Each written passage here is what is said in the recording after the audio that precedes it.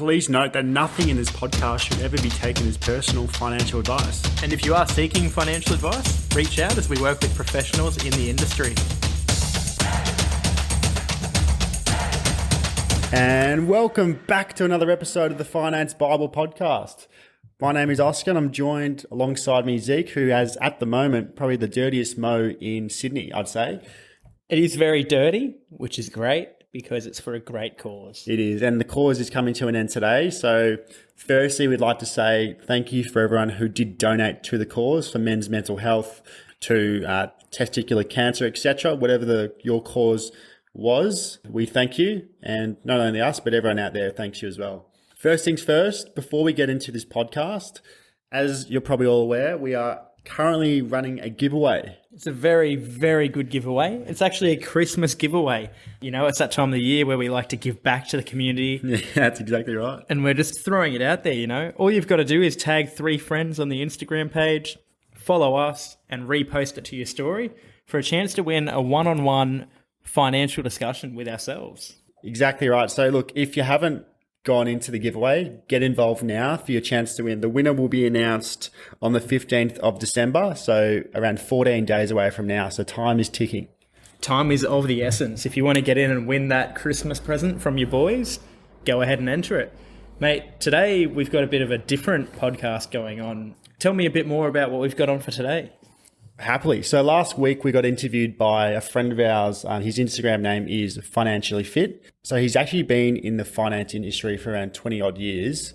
Very experienced. We do share the same beliefs and mindset with him. So hence why the interview went quite well with him. But basically, he just got us onto his show, learned a bit more about us, why we do what we do, get some more information of what we tell our clients, what we want to help them with, etc. So it's a good listen. We will play it in this podcast here with the audio. And we've also got a bit of a snippet on it on our Instagram page of the visual as well, if you want to see our dirty mows in the visual there. We'll also post a cheeky photo today of the mustaches and see what sort of reaction we get. Let us know. We'll put up a should we keep them, should we get rid of them vote. Yeah. I'm quite excited to see. Please say we should keep them. Be honest, I genuinely want to know what people think of the mow. Yeah, 100%. Well, yeah, we'll pop that up. But guys, enjoy the audio and we'll catch you at the end of this podcast. All right, so hi everybody. I'm lucky enough here to have Oscar and Zeke from the Financial Bible here joining me for a quick chat. Gents, thanks for joining me. Mate, thanks for having us. Glad to be here. So I thought if you could please tell me a little bit about your career up into becoming financial planners. I'll start off and then we'll jump onto Oscar. Basically, as you can probably tell, I'm relatively young. So in terms of career, it hasn't been a super long journey. Obviously started off in fast food with Macca's, where I was slaving away for 6 years, not providing a whole lot of goodness to the world. I then, as soon as I finished high school, I actually went and worked for Westpac, Bank of St. George, Bank of Melbourne, in like a call center environment, basically just doing customer service. I became a manager there after about 3 or 4 months and managed a call center in the Hunter Valley and one in Varsity in Queensland for a few months. After that, kind of recognized I'm on the wrong side of the fence. I'm not helping people. I'm seeing exactly how much money we're making and having a few, I wouldn't say confronting, but a few calls where you're really hearing stories from people who are struggling and you can't offer much to help them. After that, I basically went, all right, let's move to Sydney, learn more about insurance and super. Worked for BT for a while, same scenario. Wasn't really helping a whole lot and decided to get into planning. And that's pretty much where we are now, working on the Masters of Financial Planning. It's a bit about me. There we go. Yeah, awesome. Well done. My situation, work-wise, I did a bit of casual work after school. So I think I probably had about 2 years outside of school when I didn't take my life too seriously. So I think it was about 21, I realized it was the turning moment. I got to get my stuff together, figure out what I'm going to do. Got a job at a small financial planning firm, basically just doing data collection, calling clients, just learning the ropes about everything, which was great. Was there for about 11 to 12 months. From that, I got a job at Liberty Financial, a second tier lender, other side of the fence, on the phones, doing data entries, emailing clients for loans. Wasn't the thing I really wanted to do. I realized I want to actually be with clients, client facing, figuring out, helping them with their journey, wealth and everything like that. So then I took a leap of faith, I'd say. And when I was at the bank, I was really into reading all about financial planning, investing, all that, building self-education. But yeah, took the leap of faith, moved to Sydney because I was in Melbourne, and joined a financial planning firm. And here we are today. Yeah, doing awesome. the marketing, and yeah, it's all happening. Yeah. I can actually align with a lot of things that both you gents said. I myself as well, I worked at Macca's as soon as I turned 15 or something like that. And the biggest thing for me working for McDonald's, I remember at the time, is it was a choice between working at McDonald's or working KFC, and the difference was 15 cents an hour. It was either $5.05 or $4.90. That was the minimum wage. And I just thought, like, no way I can live off this sort of thing. And I think that sort of led me to, I need my money to work more for me. And then Exactly right. got me into the drive to, I've got to learn more about my finances. And then similarly to yourself as well, is I had a big customer service background as well. So I started off with one of the big four as a customer service representative. And I've sort of found that people were sort of uneducated about their finances, and you wanted to be on the other side of the fence helping them. Yeah. So yeah, no, that was big alignment in those two stories, definitely. Yeah. It's tough when, people are speaking to the other side of the phone, and all legality reasons you can't actually help them. You know what you want to do. You're very limited. You can't. Yeah. You want to tell them this is exactly what you need to do, but you're very limited in terms of what. Yeah, your job's gone. Yeah, so I'm guessing that leads me on to a little bit onto the next question about what made you want to get into financial planning. I was hoping you could maybe, even though we've touched on it, elaborate on that a little bit more. Personally, I've found that a lot of Australians, especially in today's society, don't really have much financial education, haven't actually, figured out their future as well. They kind of keep retirement, or they think about retirement when they're 55. Mm-hmm. You've got 5 years, it's a bit late. Times have changed from, our parents' back in the day. When you buy the family home, you retire, you get paid from the government in retirement, and you're fine. So just, what really reached out to me was I really want to help the average Australian build wealth, educate them, help them along the journey. So when they do hit retirement, not only are they looking after themselves, but also their families, their children, and their generation as well. So they have a head start down the track, because I think that is probably the most beneficial thing as well, looking after the whole family. Yeah, no, that's good. That's awesome. For me, growing up, my parents aren't wealthy at all. They never, I had a good upbringing, lived in a good house, had food every night and everything.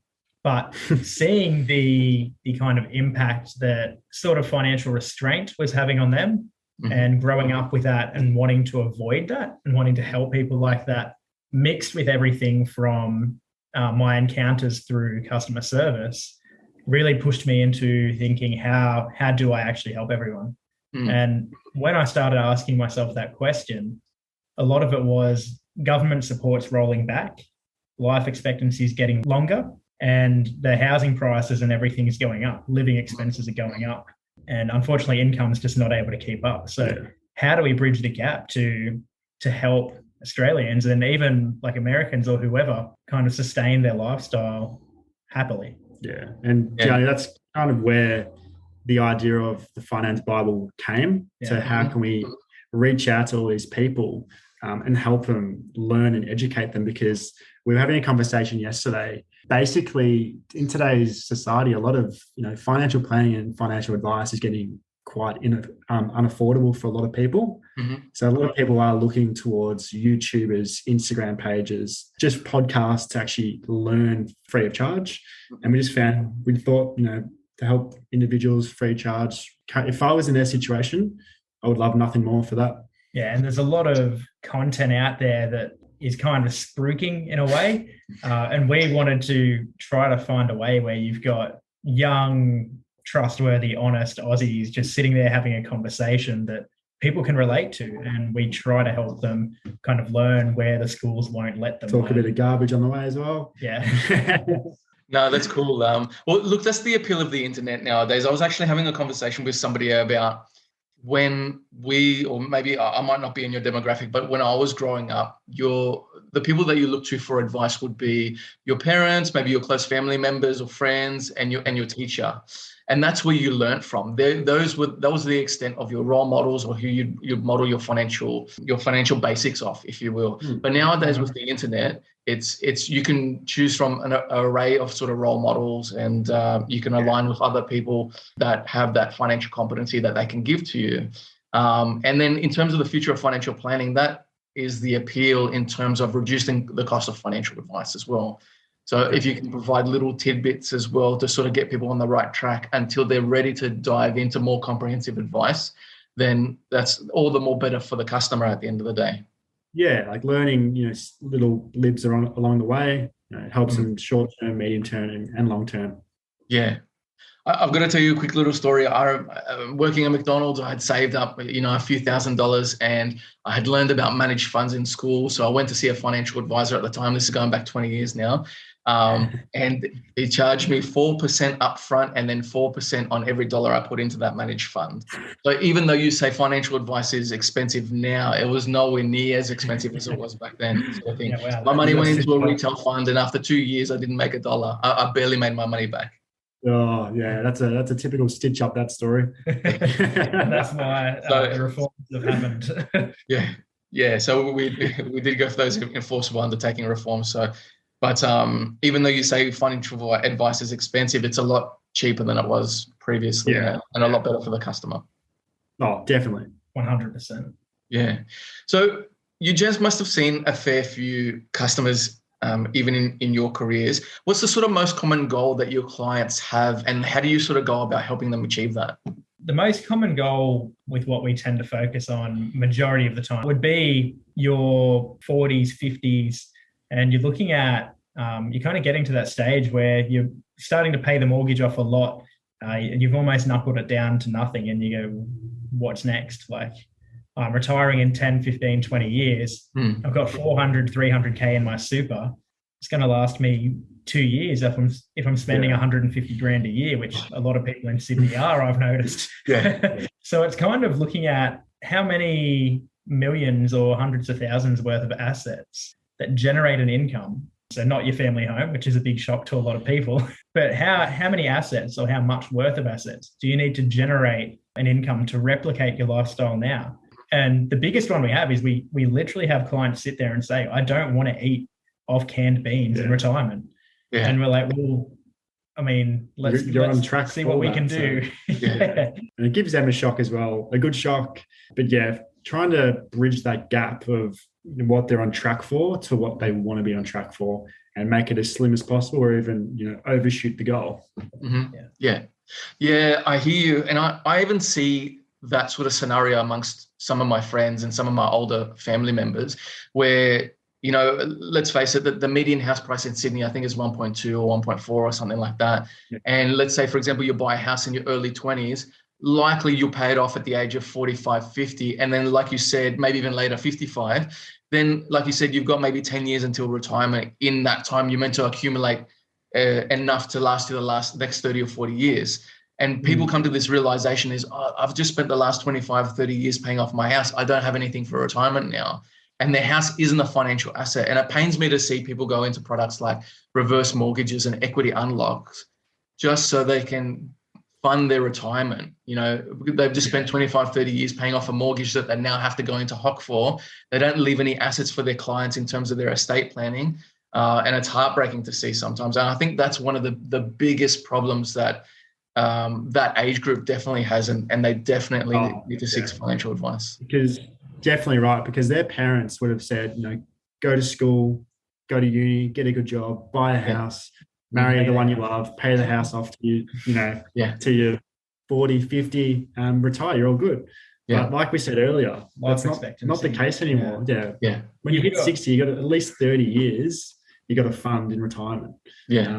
So you need an income somehow. So we like to look at it as, when you're 20, when you're 30, you've got the next 30 or 40 years of your working life to generate the assets to produce the income that you need to live for the next 30 years in retirement.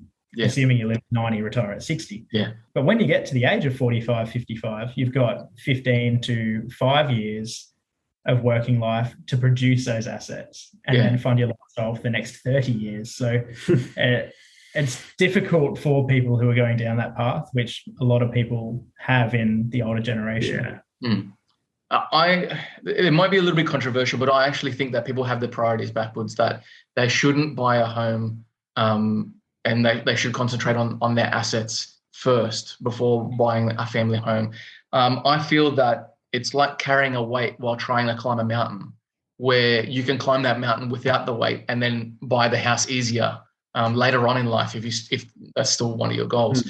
I've got a little bit of a bug to bear with the Great Australian Dream, if you will. I think the Great Australian Dream is a bit of a con. It's a bit of a marketing myth, if you will, that the banks in order to get people into a mortgage product of there and tie them in as a customer for life, sort of thing. Yep, we're on the same page. We're the understanding of rent investing is, personally, the way to go, and then down the track. We're both doing it now, and I don't plan on changing it for at least 25 years. And if you want to buy a house, 10, 15 years, buy your house with the rental income you're getting from your tenants. Yeah, exactly. Yeah. Awesome. It's good to hear. So that we've gone over so many lessons already, but if you could teach every Australian one thing about their finances, what do you think that would be? For me, it's an extremely simple one, but a lot of people still don't understand it. Spend less than what you earn. Words of wisdom, right? A lot of people, it's actually quite funny. A lot of people spend a lot more than they're actually getting paid. For example, if you get paid on Friday, they're going to have a big weekend, spend a lot because they just got paid. Come next week, look at my bank account, nothing. Yeah. When you turn 18, you can get a credit card, which a lot of people do get. Mm-hmm. Good for frequent flyer points, but the other side of that is they're bad for frequent interest. And you can get a lot of debt in credit card. So I just think be savvy with your spending. Get what's called a budget. If people aren't sure what a budget is, figure out your expenses monthly, show what you're spending, your income, figure out how much you can spend, the difference, and just be sensible, because it's a big trap a lot of people fall into. You don't really want to be paying off your credit card or debt for the rest of your life. Yeah. I actually think that's something that they should be teaching in schools, because that's the most likely thing that that's going to happen. Like, the first thing that happens when you leave year 10 or year 12 is, you start going out into the world, you start filling out rental applications, and you start doing tax returns and start managing budgets and that sort of stuff. So for me, I got a little bit of a gripe with the school system personally, because I sort of think, well, you taught me about business studies and what a company structure is, but I've never done a tax return before, or, I've never known what to do with my income or open up a bank account, sort of thing. Yeah. Don't even get us started on the school system. We'll be here all day. Pythagoras theorem and where this country is. But the school system needs to change. Well, look, gents, it's been a pleasure talking to you. I've had a great time. If anybody wants to get in touch with you, how best could they do that? Through our Instagram page at The Finance Bible. It's the easiest way. We're on there 3 hours a day. So if you flick something through to there, we'll definitely get back within a day. Yeah, awesome. Sounds good. So look, pleasure again to talk to you. I hope to speak to you again soon. And thanks for your time to chat. You too. Thanks. Thanks a lot for having us. That's the end of the interview there. Very good interview. Quite enjoyed actually being able to sit down with Financially Fit and go through our journey, his journey, different parts of what we think about the financial system in Australia and the education system too. It's funny that we have a lot of points that align, and I hope you guys got a fair bit out of that. If you guys do relate to anything that he said in the podcast or in the interview, do reach out to him as well. Just slide into his DMs. He'd be more than happy to answer any questions that you may have, or Zeke and myself, as always, more than happy to answer any questions, as we do get quite a few questions coming each week. Guys, before we get on to what we're going to talk about next week or on Sunday, we've recently grown on Apple Podcasts quite a bit, and we're looking for people who listen to go on there and whack a review on there for us so that we can help as many people as we can reach financial freedom long term.